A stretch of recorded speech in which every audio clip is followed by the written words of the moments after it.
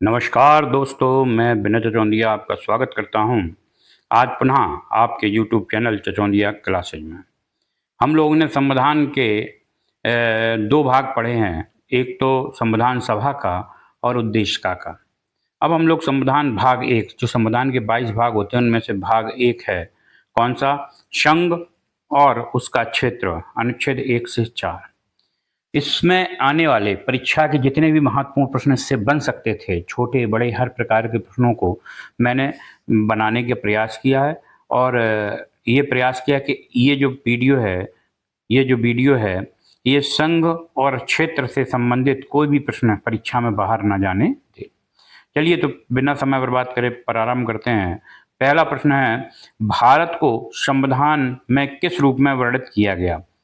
संघों का संघ, राज्यों का संघ, गणराज्य या संघीय राज्य। 4 ऑप्शन हैं, संघों का संघ, राज्यों का संघ, गणराज्य या संघीय राज्य।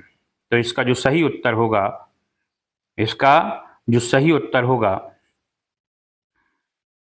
वो सही उत्तर होगा आपका इसका राज्यों का संघ, यानी ऑप्शन नंबर 20 का सही होगा।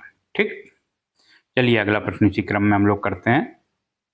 हाँ, अगला प्रश्न है आपका कि भारतीय संविधान का अनुच्छेद 1 क्या कहता है? अब जो भारतीय संविधान है उसका अनुच्छेद 1 क्या कहता है? आपके पास 4 ऑप्शन हैं। 4 ऑप्शन है, भारत एक लोकतांत्रिक गणराज्य है, पहला ऑप्शन। भारत राज्यों का संघ है, दूसरा ऑप्शन। भारत संप्रभु समाजवादी धर्मनिरपेक्ष राज्य है, भारत की राजभाषा हिंदी है। भारत का अनुच्छेद 1 क्या कहता है ये पूछ रहा है आपसे। नहीं, आप कहोगे ये तो भारत एक लोकतांत्रिक गणराज्य भी है, भारत राज्यों का संघ भी है, भारत संप्रभु समाजवादी धर्मनिरपेक्ष राज्य भी है, भारत की राजभाषा हिंदी है। चारों सही हैं, लेकिन अनुच्छेद 1 क्या कहता है इसका वो पूछ रहा है। तो इसका जो सही उत्तर होगा बी, ऑप्शन नंबर, कि भारत राज्यों का संघ है। ठीक, इसी क्रम में प्रश्न नंबर 3 आता है। प्रश्न नंबर 3 कहता है, भारत अर्थात इंडिया राज्यों का संघ होगा, यह किस अनुच्छेद में कहा गया है? जस्ट अभी देखिए कितना बेहतरीन तरीका है आपको याद करवाने का। पहले जो प्रश्न पूछा था उसका जस्ट उल्टा है ये, कि भारत अर्थात इंडिया राज्यों का संघ होगा, यह किस अनुच्छेद में कहा गया है? अनुच्छेद 2, 1, 3, 4 बता सकते हैं। तो इसका जो क्या है, अनुच्छेद 1, ऑप्शन नंबर बी। अगला प्रश्न आता है कि नए राज्यों के गठन और क्षेत्र, सीमा या नाम में परिवर्तन किस अनुच्छेद से संबंधित है? मतलब नए राज्यों का गठन करना, क्षेत्र, सीमा, नाम में परिवर्तन किस अनुच्छेद से संबंधित है? तो इसका 4 ऑप्शन दिए हैं, अनुच्छेद 2, अनुच्छेद 3, अनुच्छेद 4 और अनुच्छेद 5। तो इसका जो सही उत्तर होगा अनुच्छेद 3, यानी ऑप्शन नंबर बी। ठीक, अनुच्छेद 3 में नए राज्यों गठन, क्षेत्र, सीमा, नाम में परिवर्तन के लिए बोला गया है। ठीक,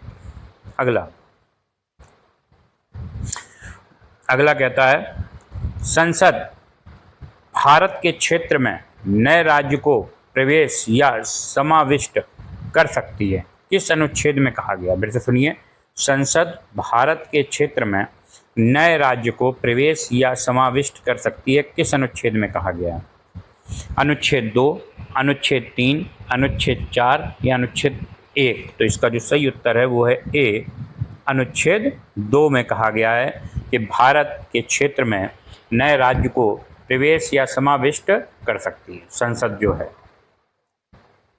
अगला प्रश्न आता है इसी क्रम में, कहता है भारतीय संविधान के किस अनुच्छेद में राज्यों की पुनः व्यवस्था की गई है? 1 अनुच्छेद, अनुच्छेद 2, अनुच्छेद 3, अनुच्छेद 4। 4 ऑप्शन है। तो राज्यों की पुनः व्यवस्था कहाँ की गई है? अभी बताया था इसके पहले, अनुच्छेद 3 में, यानी ऑप्शन नंबर सी इसका सही है। ठीक, अगला,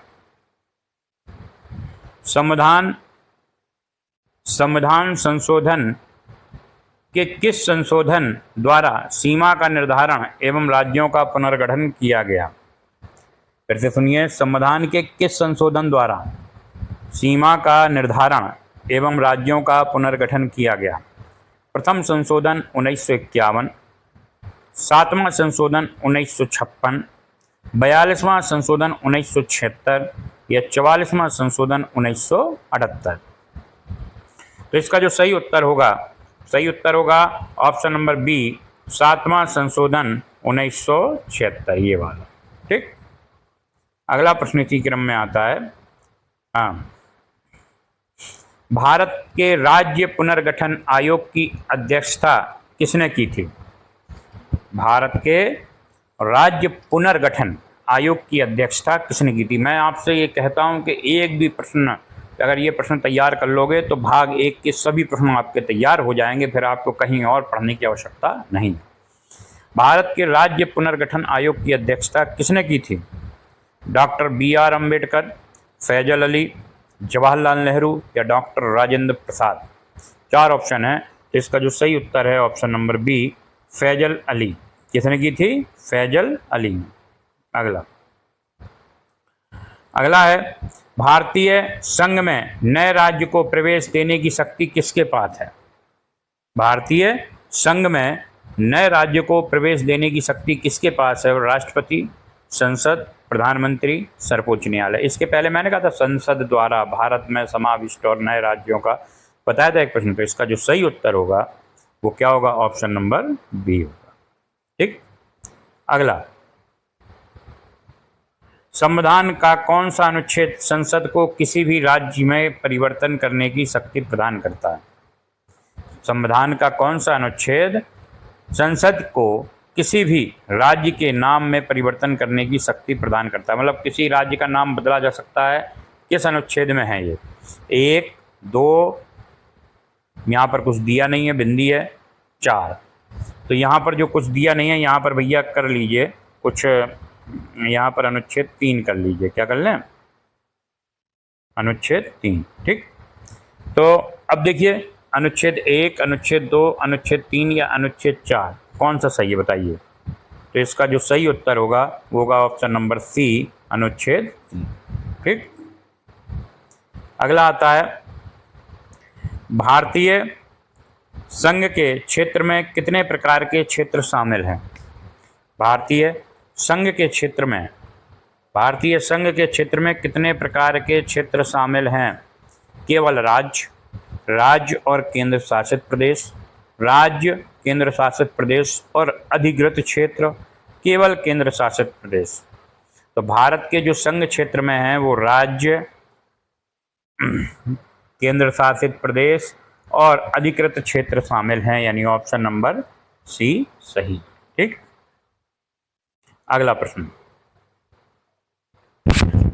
प्रश्न आता है आपका, भारतीय संघ में नए राज्य के प्रवेश हेतु किस प्रकार का विधेयक लाना होता है? भारतीय संघ में नए राज्य के प्रवेश हेतु किस प्रकार का विधेयक लाना होता है? साधारण विधेयक, धन विधेयक, संवैधानिक संशोधन विधेयक या राष्ट्रपति अध्यादेश? बताइए। तो इसका जो सही उत्तर होगा वो होगा साधारण विधेयक, यानी ऑप्शन नंबर ए, ये वाला। ठीक है, अगला कहता है, भारतीय संघ की संरचना कैसी है?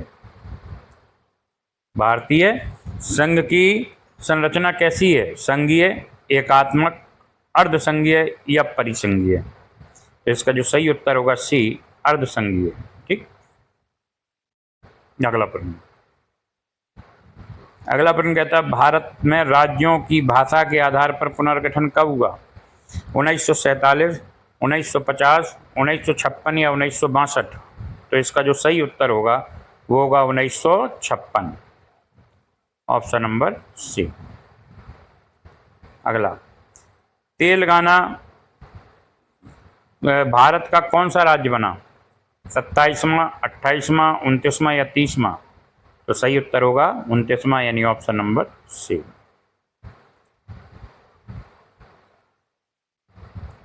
अगला, भारतीय संविधान में अधिगृहित क्षेत्र शब्द का प्रयोग किस अनुच्छेद में किया गया? भारतीय संविधान में अधिगृहित क्षेत्र शब्द का प्रयोग किस अनुच्छेद में किया गया? अनुच्छेद 1, अनुच्छेद 2, अनुच्छेद 3 या अनुच्छेद 4? तो ऑप्शन नंबर ए अनुच्छेद 1 में।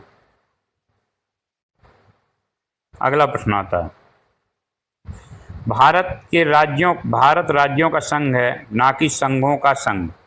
इसका अर्थ क्या है? राज्य स्वतंत्र होकर अलग नहीं हो सकते। राज्यों को संघ से अलग होने की स्वतंत्रता है। राज्यों का अपना संविधान है, राज्यों का कोई महत्व नहीं है। तो इसका जो सही उत्तर होगा वो होगा ऑप्शन नंबर ए, राज्य स्वतंत्र होकर अलग नहीं हो सकते हैं। अगला, भारतीय संविधान में भारत शब्द का उल्लेख कहाँ किया गया? अनुच्छेद 1, प्रस्तावना, दोनों में, या अनुच्छेद 3? तो इसका जो सही उत्तर है वो है आपका दोनों में, यानी अनुच्छेद 1 और प्रस्तावना दोनों में किया गया। ठीक है। अगला, भारत को संघीय राज्य न मानकर राज्यों का संघ क्यों कहा गया? क्योंकि यह ब्रिटेन की सलाह से किया गया, क्योंकि राज्य संघ से अलग नहीं हो सकते, क्योंकि राज्यों के पास पूर्ण स्वायत्तता है, क्योंकि राज्यों के पास अलग संविधान है। इसका जो सही उत्तर होगा वो होगा ऑप्शन नंबर बी, क्योंकि राज्य संघ से अलग नहीं हो सकते। Option number B. ठीक। अगला है, भारतीय संविधान के किस अनुच्छेद में भारत अर्थात इंडिया कहा गया है? अनुच्छेद 1, अनुच्छेद 2, अनुच्छेद 3, अनुच्छेद 4? स्वाभाविक है, इतनी देर से आप लोग पढ़ रहे हैं तो आपको उत्तर आ गया होगा अनुच्छेद 1, ऑप्शन नंबर ए। ठीक। अगला, भारत राज्यों का संघ होगा किस उपबंध में कहा गया? अब देखिए, ये तो कंपलसरी सी बात है कि आपको पता गया कि भारत राज्यों का संघ होगा, अनुच्छेद 1 में कहा गया है। लेकिन उसने पूछा क्या है आपसे? आपसे पूछा किस उपबंध में कहा गया। ठीक है, यानी अनुच्छेद 1 के 1 में कहा गया, अनुच्छेद 1 के 2 में कहा गया, अनुच्छेद 1 के 3 में कहा गया, अनुच्छेद 2 में कहा गया। तो इसका जो सही उत्तर होगा बी, अनुच्छेद 1 के दूसरे उपबंध में कहा गया, यानी ऑप्शन नंबर बी। ठीक। अगला,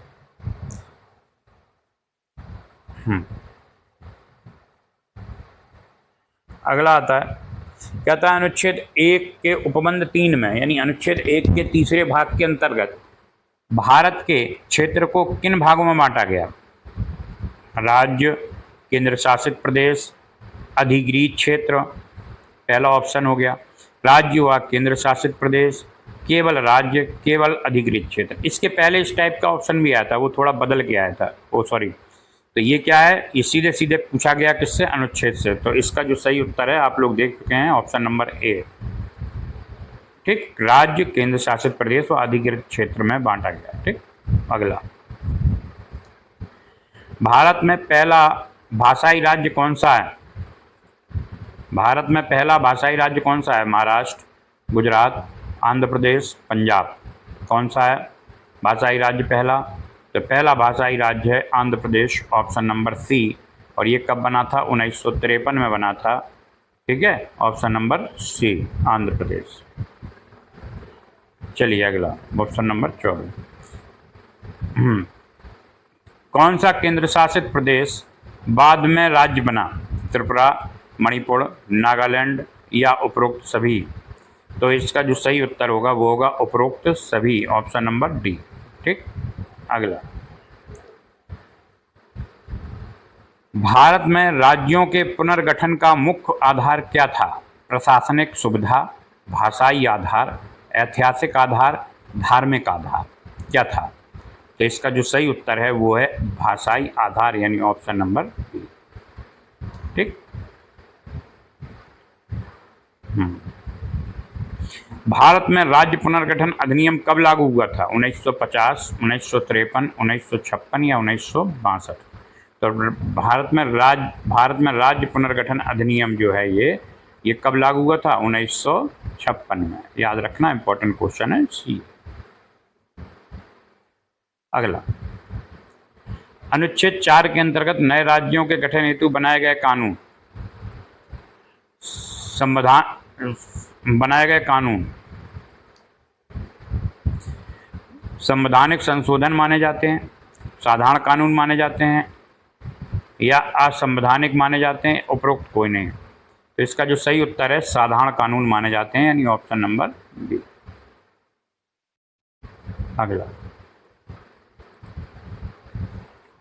अगला कहता है राज्यों का संघ जिसमें अलग होने का, देखिए भारत का संविधान किस प्रकार का संघ बनाता है। कईयों बार हो चुका है, ये फिर आ गया। भारत का संविधान किस प्रकार का संघ बनाता है? राज्यों का संघ जिसमें अलग होने का अधिकार है। ये तो हो नहीं सकता। राज्यों का संघ जिसमें अलग होने का अधिकार नहीं है, पूर्ण एकात्मक राज्य या परिसंघ, ये भी नहीं हो सकता है, ये भी नहीं हो सकता। तो बचा क्या? ये वाला बचा। ठीक, राज्यों का संघ जिसमें अलग होने का अधिकार नहीं। ठीक, तो ऑप्शन नंबर बी इसका सही। अगला, भारतीय संविधान सभा में अनुच्छेद 1 पर चर्चा के दौरान भारत को राज्यों का संघ कहने का प्रस्ताव किसने रखा था? डॉक्टर भीमराव अंबेडकर, जवाहरलाल नेहरू, सरदार पटेल या राजेंद्र प्रसाद? तो ये भैया डॉक्टर भीमराव अंबेडकर ने रखा था, ऑप्शन नंबर ए। अगला, पुदुचेरी यानी पौंडचेरी भारत में किस वर्ष विलय हुआ? 1947, 1950, 1954, 1962? तो इसका जो सही उत्तर है 1954 में, यानी ऑप्शन नंबर सी। अगला, संविधान का कौन सा अनुच्छेद कहता है कि संसद नए राज्य का निर्माण करती है? अनुच्छेद 1, अनुच्छेद 2, अनुच्छेद 3 या अनुच्छेद 4? तो इसका जो सही उत्तर है वो है आपका अनुच्छेद 3, यानी ऑप्शन नंबर सी। केंद्र शासित प्रदेशों का मूल संविधान, केंद्र शासित प्रदेशों की संख्या मूल संविधान 1950 में कितनी थी? तो इसका जो सही उत्तर है 6। 4 ऑप्शन दिए, 6, 7, 8, 9, तो 6, ऑप्शन नंबर ए। ठीक, अगला, भारत में सबसे अंतिम यानी नवीनतम राज्य कौन सा है? उत्तराखंड, छत्तीसगढ़, झारखंड, तेलंगाना? तो जो सबसे नवीनतम राज्य बना है वो क्या बना है? तेलंगाना। ठीक, ऑप्शन नंबर डी, 2014 में बना है, ध्यान रखना, ऑप्शन नंबर डी है। ठीक, अगला, भारत में सबसे नवीनतम केंद्र शासित प्रदेश कौन सा बना है? लद्दाख और दादर नगर हवेली, दमनदीप या लक्षद्वीप, जम्मू कश्मीर और लद्दाख, या पुदुचेरी और अंडमान निकोबार? तो इसका जो सही उत्तर है जम्मू कश्मीर और लद्दाख। जम्मू कश्मीर और लद्दाख 2019 में अनुच्छेद 370 हटने के बाद ये नया राज्य बना। ठीक, तो ऑप्शन नंबर सी इसका सही है। अगला, भारतीय संघ का हिस्सा माने जाने वाले सभी राज्य और केंद्र शासित प्रदेश किस अनुच्छेद को परिभाषित करते हैं? अनुच्छेद 1 का दूसरे हिस्से को, अनुच्छेद 1 के तीसरे हिस्से को, अनुच्छेद 2 या अनुच्छेद 3? तो इसका जो सही उत्तर होगा बी, अनुच्छेद 1 के तीसरे उपबंध को परिभाषित करते हैं। ठीक, चलो अगला, भारतीय जो संविधान है, संविधान सभा द्वारा भारत को किस मॉडल पर आधारित संघ कहा गया है? किस मॉडल पर आधारित संघ कहा गया है? अमेरिका मॉडल, ब्रिटिश मॉडल, स्वदेशी मॉडल या कनाडियन मॉडल? तो इसका जो सही उत्तर होगा वो होगा स्वदेशियन मॉडल। ठीक, ऑप्शन नंबर सी। अगला, ध्यान रखना इस चीज़ का, नहीं आप ब्रिटेन लगा दो, क्योंकि सब लोग ये जानते हैं कि अपना जो भारत का संविधान है वो ब्रिटेनियन मॉडल पर लिया गया है। ठीक है, अगला, अनुच्छेद 2 और 3 के तहत बनाए गए कानूनों को संवैधानिक संशोधन नहीं माना जाता है। यह प्रावधान किस अनुच्छेद में है? अनुच्छेद 2, अनुच्छेद 3, अनुच्छेद 4 या अनुच्छेद 5? बताइए। तो इसका जो सही उत्तर होगा वो है अनुच्छेद 4, यानी ऑप्शन नंबर सी। ठीक, 5 तो हो ही नहीं सकता, क्योंकि हम लोग पढ़ रहे हैं ना 1 से 4, 1 से 4 के बीच में ही पूरा वो टॉपिक था अपना, तो 5 होने का कोई चांस नहीं है। अनुच्छेद, तो इस संविधान का भाग 1 था संघ और उसके राज्य क्षेत्र से संबंधित, और मैंने प्रयास किया है, जितने भी महत्वपूर्ण प्रश्न थे इससे संबंधित मैंने करा दिए। आशा करता हूँ अगर वीडियो आपको अच्छा लगा है तो आप इसको दोस्तों के साथ शेयर अवश्य करेंगे और चैनल पर नए हैं तो सब्सक्राइब लाइक करके अवश्य जाएं। धन्यवाद। जय श्री राम।